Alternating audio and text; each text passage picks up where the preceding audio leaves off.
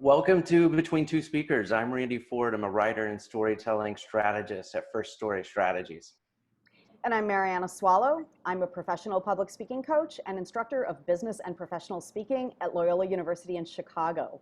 Today, we are thrilled to have with us filmmaker and retired college instructor, Toney W. Merritt. Toney, hi, welcome to Between Two Speakers. Hello, thank you for having me.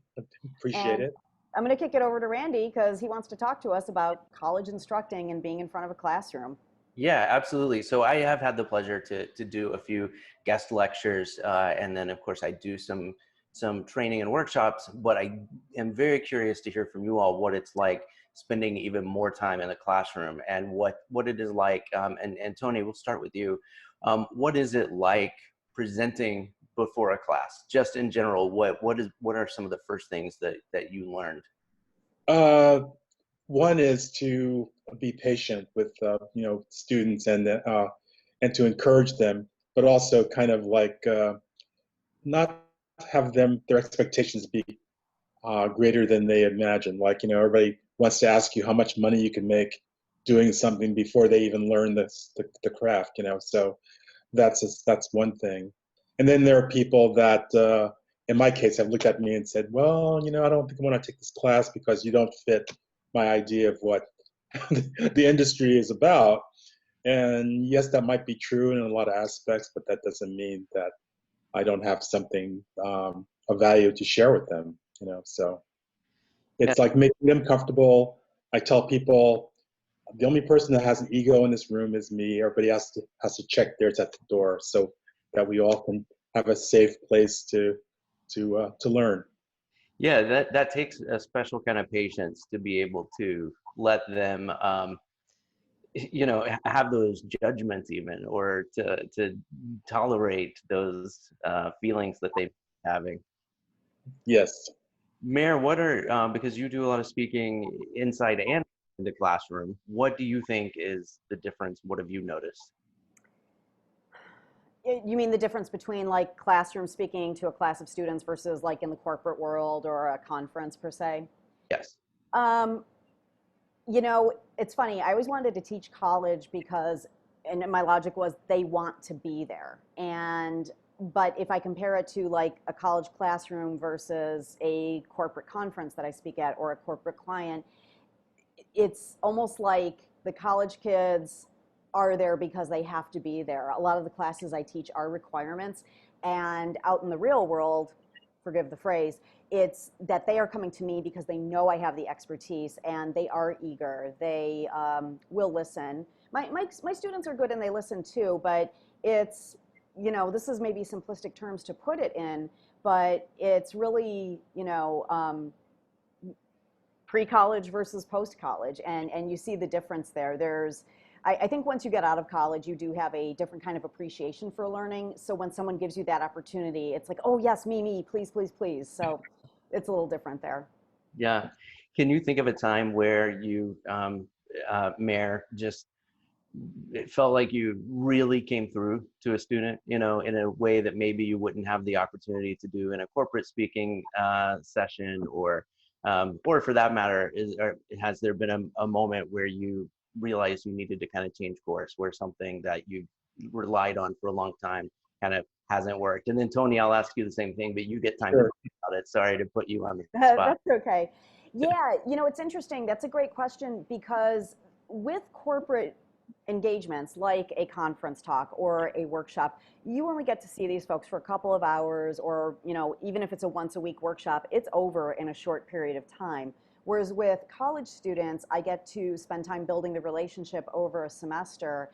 And last year, I had a communications class where it was always a struggle for me to know if I was reaching them or not. It was kind of a typical classroom where less than 50% were engaged and eager, and then some were kind of like, I have to take this. When do I get to get out of here? And honestly, it didn't discourage me, but I kind of always wondered, like, does anybody care about this stuff? I know some kids are engaged, but when the semester ended, I got 2 different emails from 2 different students in that class who said, thank you for this class. Thank you for bringing your real world knowledge. And they listed specific concepts I taught them and specific lectures we had including one you gave, Randy, they cited those as skills that would help them in the real world when they got their jobs after college. And that made me feel good, and it reminded me that I did, bring value to the table in this class where I wasn't getting a lot of in-the-moment feedback. Yeah, that's interesting. And I'm still friends with with my favorite professor from college. And so that relationship is still going. So what about you, Tony? Are there any moments where you felt like you really were breaking through? Oh yeah, definitely. And not really realizing it at the time, but I remember in the 90s, I had a student who was Hispanic, a young man who could have either been a gangbanger or gone on the straight and narrow, but he had a real knack for writing, and I acknowledged that to him in front of the class, just because it was a fact. And later that week, I got a letter from his mother saying thank you because that was a defining moment for him. And she said he was on the verge of choosing to go one way or the other. And he followed through. I've still been in touch with him. This is going on 30 years now. And he's still writing screenplays and stuff. And he has gotten a certain amount of acknowledgement. And, I take no credit other than my modus operandi has always been to pay attention to what people say, hear them, not just be there occupying a space for 3 hours and, going through my syllabus. No, I pay attention because I know what it's like to be an outlier. And, everybody needs to have a chance to have a voice. And that's, I've had several occasions over the years where that has been the case. And like yourself, I have a lot of former students that I'm still in contact with. And, to use Mayor, I've known Mayor for like 25 years already, or more, I think. More, yeah. More. Are we getting older or what? We're getting old, I know. Oh, okay. But, I'm still, I'd like to share a little accolade. I mean, Tony was a great teacher, and I enjoyed working with him very much, which is how our friendship began. But Tony's also had film students who've gone on to direct videos for Kanye West. And the reason I know this, Tony, I hope you don't mind me busting you out of it, was Tony and I were on the phone swapping stories one day, and he said, well, this guy was my student, and we talked, and he's directing videos for Kanye West now. And I said, what? He's doing what? And he said, he's directing videos for Kanye West, the rapper. And I said, do you mean Kanye West? Oh, well. He meant Kanye West. So I think that's a great testament to what a great instructor Tony is. Yeah. If I can jump in there to follow up, that particular student lives in LA, and an example of paying attention is he's a really good filmmaker, and he had a film where he had a real gun in it, and he was like doing like a Dirty Harry thing with it, and then he put it in his mouth. And I said, this is not good. So I told my chair, who in turn contacted the dean of students, and he had to go see psychiatrists. And he came back and thanked me for it because he had been contemplating suicide. Wow. Now he's living large in LA, doing really good work, and he always touches base with me, But it's just about paying attention, though. That's the key thing, Everybody has something to say. Everybody has something to contribute, So that's incredible. That's incredible. And talk about the pressure that is on you all as instructors, and then how you've just given us two great examples, Tony, of how you've used that for good things just by being present and paying attention. That's amazing. And then the pressure right now, we're talking by Zoom. It would be great if we were all in the same place and have a discussion in a studio somewhere. But Mayor, what has the transition been like for you going to online instruction? Well, this semester has definitely been a challenge. Last semester, we started in person and then switched to Zoom.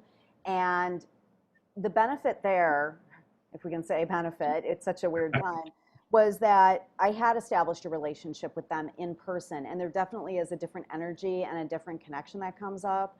I find when everything starts from Zoom or starts virtually and that's where it stays, it is taxing in a way that teaching in person isn't. It's still effective. You have to plan differently. And I want to go back to Tony's point about paying attention. I had one student this week who had the Zoom for class set up here, but then he had another laptop over here. And he's doing this while we're talking, and and they've got their name on the Zoom, so I named him by name and said, "Please pay attention. Please be with us." I mean, this is a rule I have in the classroom: no cell phones, no laptops, no tablets. I want you present. I want you working, and you know, I do it best I can virtually. So it's the energy is different, the relationship's different, but I think that the core basics of what will make you a solid instructor are the same: paying attention, inviting them to talk back to you, asking for them to make time to talk to you.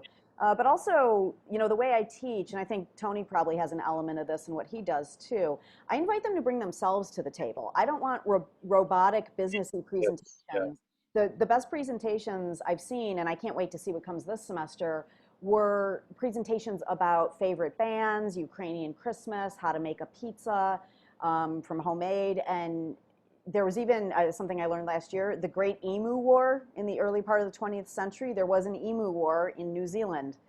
And yeah, from one of my students, when and I let them, for presentations mostly, do whatever they want.